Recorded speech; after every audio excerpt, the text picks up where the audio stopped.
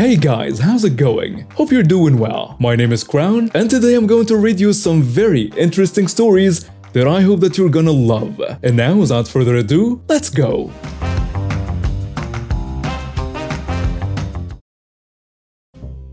Hey there fellas, let me share with you a story that took place right in front of my eyes at one of the retail cell phone stores I manage.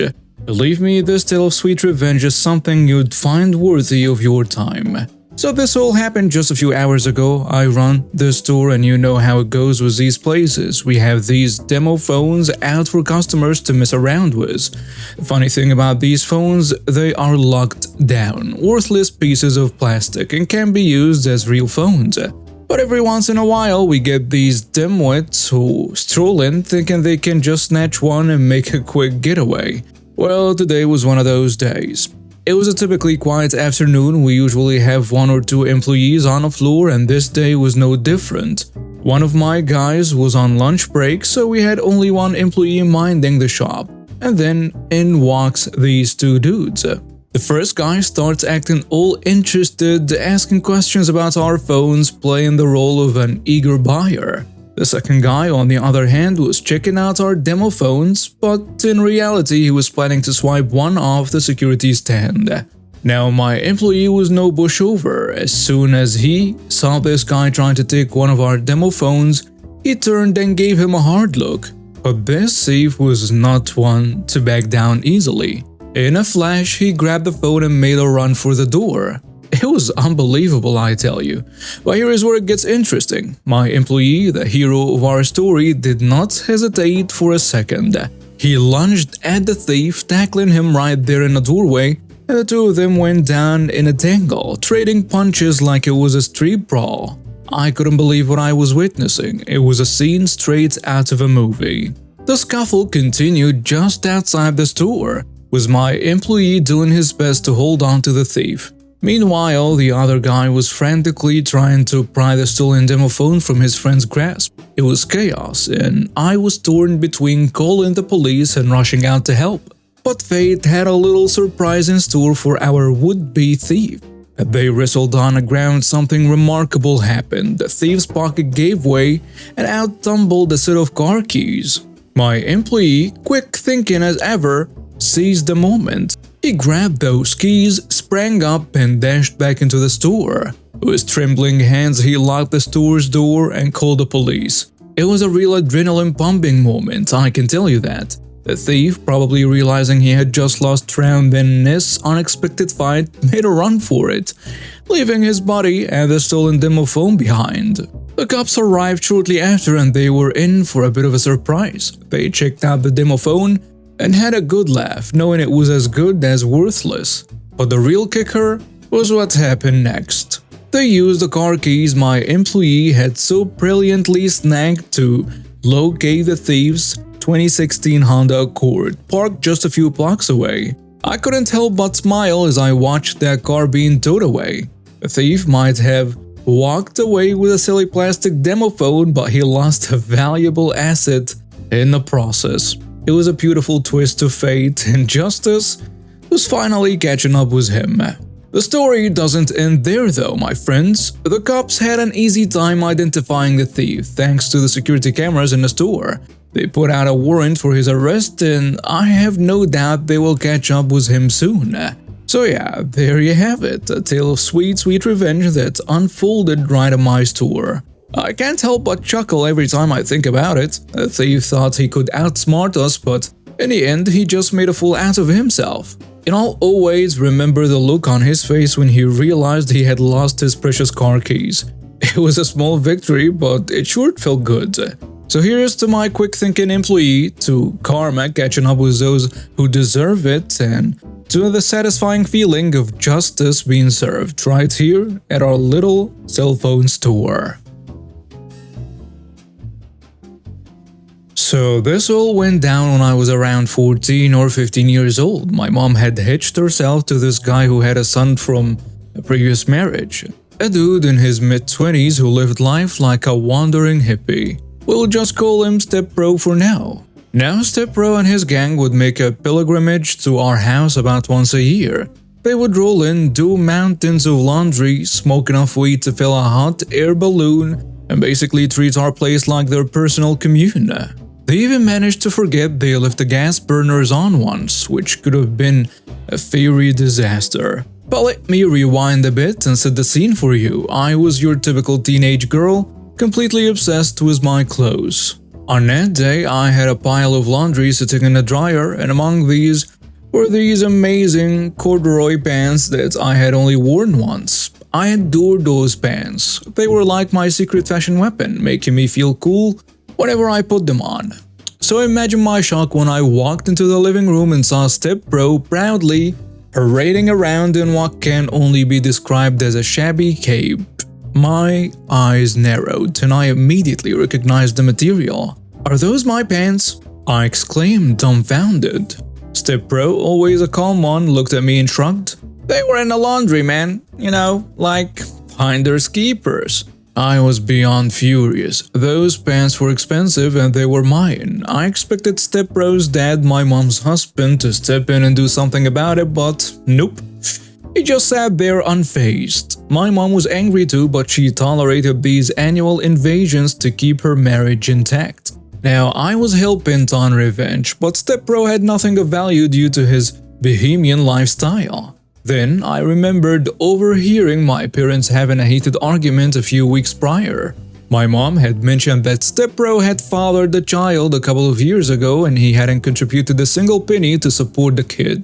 In fact, he hadn't even bothered to see the child since it was born. A wicked idea began to brew in my teenage mind. The next day, while my parents were at work and Step-Bro was lounging around listening to music or something, I decided to take matters into my own hands. I picked up the phone and dialed the police, and my heart raced as I told the dispatcher that I knew of someone who might have a warrant out for failing to pay child support. The dispatcher, seemingly unfazed by my youthful voice, asked for the name of the person in question. I gleefully provided Step-Bro's name, and after a brief pause, they confirmed that there was indeed an active warrant for his arrest. I gave them our address and hung up. 20 minutes later, the police rolled up to our house and I welcomed them inside and led them straight to Step-Bro, who was still blissfully unaware of my cunning plan. "He's right there, officers," I exclaimed, my smile growing wider by the second. They promptly handcuffed him and escorted him out to the waiting police car. I couldn't contain my satisfaction. He was finally getting what he deserved. Step-Bro's dad, my stepdad, couldn't come up with the bail money fast enough, so Step-Bro had to spend the night in jail. An hour later, my mom called the house. She had found out about Step-Bro's arrest through his phone call to her. I eagerly spilled the beans, recounting every detail of my scheme. She whispered, "Good job," but then pretended to loudly scold me as she was my stepdad. Step-Bro's night in the slammer made me smile for weeks, and just so you know, my mom eventually divorced that guy. She found herself a genuinely nice man, making him husband number 4. Edit: I never did get new pants to replace the one Step-Bro turned into his bizarre cape. He had cut them up, sewed them together with some other fabric, and maybe even used a hot glue gun in the process. The guy was high pretty much 24/7, so who knows what went on his creative mind. Oh, and that wasn't the only terrible thing he did to me. He tore down my posters, accidentally set my comforter on fire while I was away at summer camp, and even let my dog loose, thinking it was a great idea. Just like his own dog. That was probably the worst thing he did to me personally, considering how much I loved my furry friend. To give you some context, my mom had already gone through 3 marriages before meeting her 4th husband, the nice one. So yeah, our family was a tad dysfunctional, and as for marriage, well, let's just say I'm not a big believer in it for obvious reasons. I haven't seen Step-Bro since that incident, and I honestly don't know if he's still alive or what he's up to these days. And after he got bailed out, my stepdad handed him some cash and he disappeared from town. As for the little girl whose father I helped get arrested, I hope she turned out to be okay. Her mom was also part of the same rainbow family as Step-Bro. After the pregnancy, she went back to live with her own parents, probably trying to distance herself from the chaotic world Step-Bro inhabited. So yeah, that's the tale of the corduroy cape and revenge that brought me some sweet teenage justice. It still brings a smile to my face even 20 years later, to think of Step Bro being hauled away in the back of a police car. Sometimes karma comes in the most unexpected forms, and on that day it was delivered by a teenage with a grudge and a sense of justice. I live in a co-op community where disabled and non-disabled folks coexist, and I recently found myself in a tricky situation that's left me wondering if I'm the jerk in the scenario. So here is the story. I came up with this pretty nifty idea called a peer support / help exchange roster. It's a concept where residents can help each other out, fostering a sense of community and togetherness. Sounds good, right? Well, I thought so too. My co-op buddy and I thought it would be a great idea to pitch this concept to our fellow residents.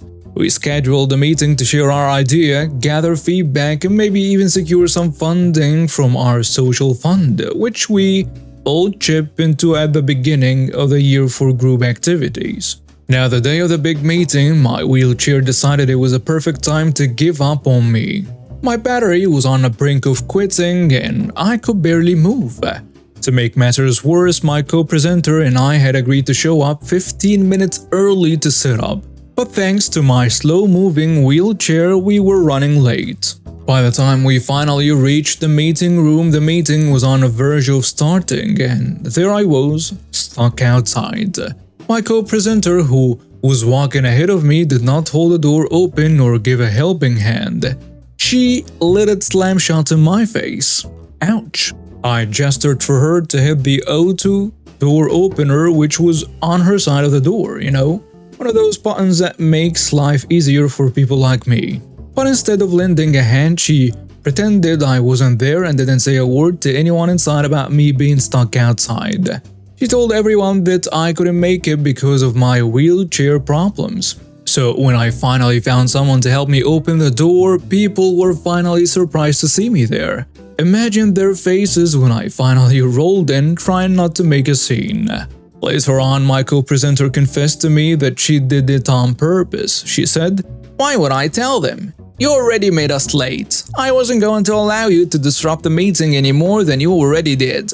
To be clear, we weren't actually late, we just weren't early. It took me a mere 45 seconds to join the group once I got inside. She even admitted that she wanted to replace me with someone else because my wheelchair hiccup had frustrated and annoyed her. Now, you might be thinking, what's the big deal? It's just one meeting, right? But here's the thing. The project we were working on is all about advancing accessibility and being good neighbors. And all the ideas were mine. I asked her not to use the language and materials I produced, and her response was, "I'll use whatever language I please." She even went so far as to call me deluded for thinking that people wouldn't understand why she couldn't let me attend the meeting. But here's the kicker. Anyone not using a wheelchair could simply stroll into the room.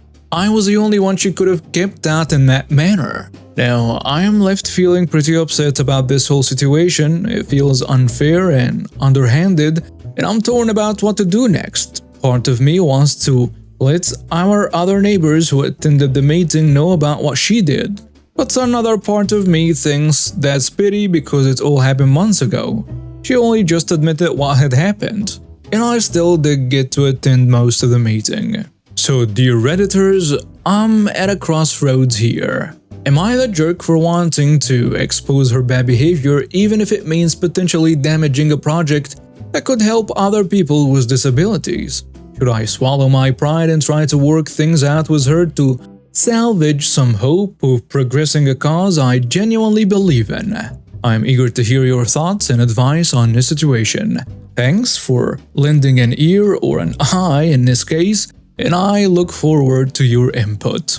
And now some comments on the post. Someone saying, "You're not the jerk. You need to tell people. It's completely fine to be petty if you were disrespected to that degree. We need to call out bad behavior and put a stop to them before it gets worse.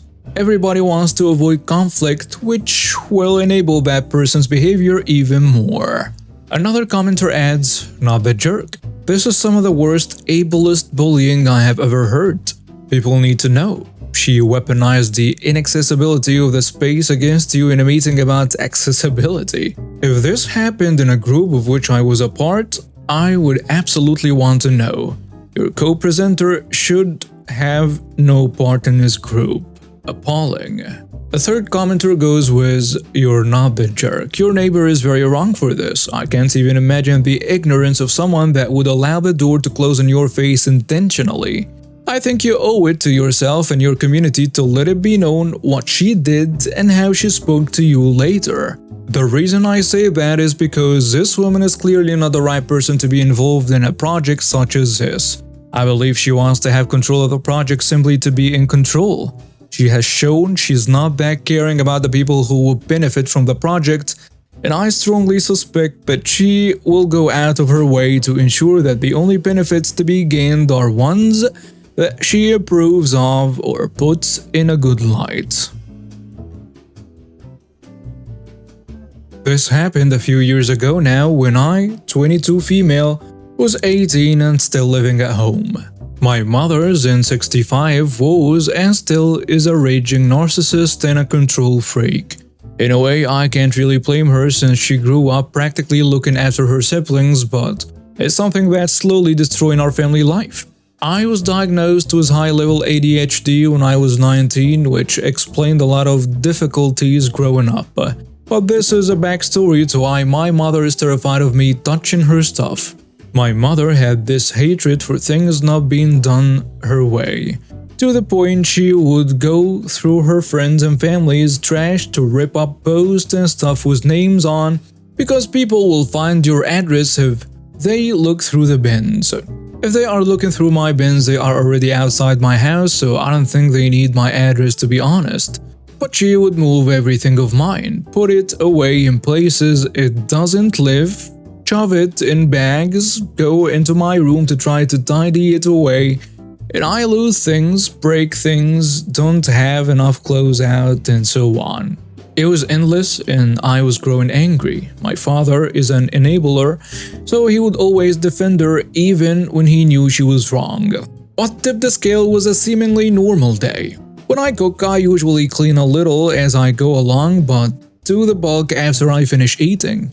Every single time without fail, as soon as I touch the chair to eat, she'd be in the kitchen screaming about how it's so dirty and no one does anything in this house, and then there's smashing pot sounds and noises of anger. We've all just gotten used to tuning her out mostly. When I take a shower, I always dry myself, head up to my room telling them the bathroom is free but not clean, and then get into new clothes, quickly blow dry my hair and moisturize my face, and head down to clean up the bathroom.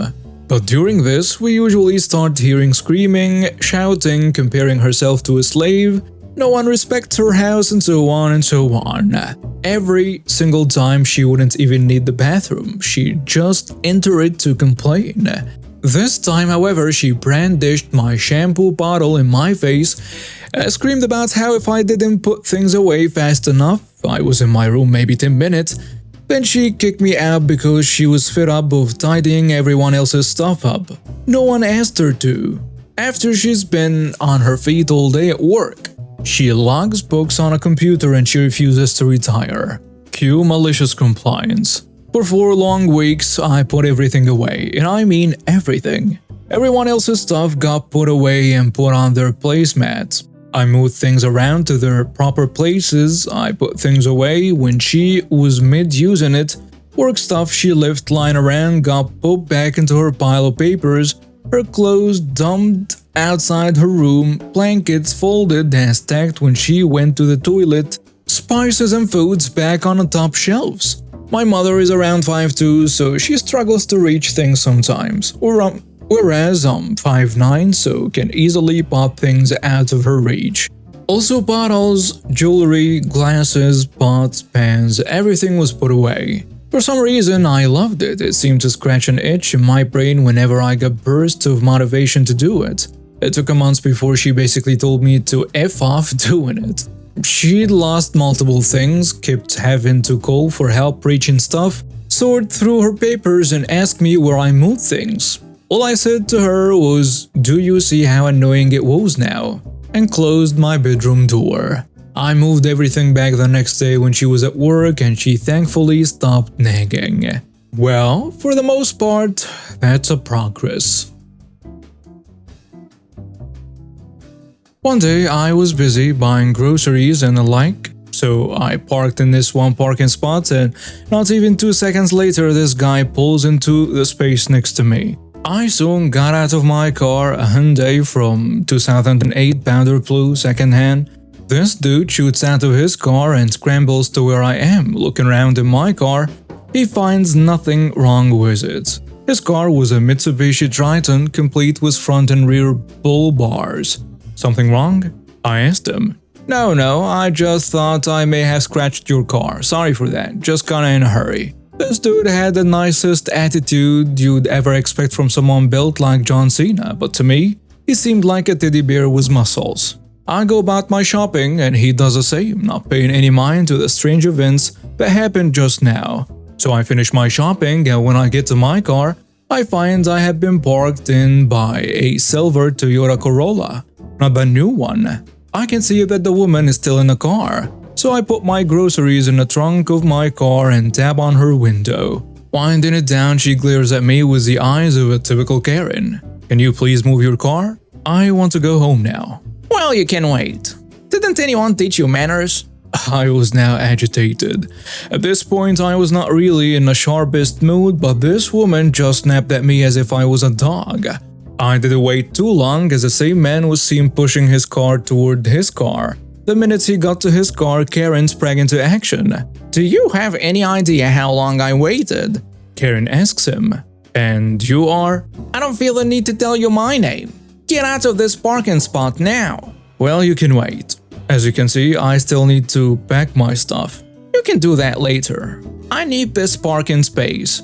At this point, he was visibly annoyed by how this Karen was acting. Lady, firstly, who gave you the right to speak to me in such a manner? Secondly, I don't see your name on this parking spot. Rule of law, first come, first serve. I have been parking here for 2 weeks, therefore, this is my parking space. Now move, or I will move you. He scoffs and says, I'd like to see you try. At that moment, Karen decided to mess with him and she pushed him. I say push, but more, it was like pushing a brick wall. This guy did not even budge at all. That was a warning. To make me call the cops on you, a delinquent like you will not survive. She tells him, Was that your best shot? He asks amusingly. Like you can do better. Very well, let me show you my shot. And for your information, I'm a former Special Air Service. At this point, he looked to see me standing there very patiently, walking over to me, then he cleared his throat and said, I'll see to it that you get home and sorry for what you're about to see. He climbed into his car and started it up. She didn't even get the chance to move her car. Throwing his car into reverse, he slammed into her car and began to push it out of the way. Karen freaked out as her car was being pushed out of the way, banking on a dude's head. She threw verbal insult at him. I was already in my car before he started his car up and began this whole thing. Finding a big enough gap for myself, I did expert driving and began moving out. And now Karen slams her hands on my hood. You're not going anywhere. You're now a witness. You wrecked my car. I tell her I didn't see anything. And I drove off. For your information, I haven't received any court summons or anything like that, so that veteran put Karen in her place and wrecked her car gloriously. And now we have reached the end of today's stories. Thank you for watching and see you next time.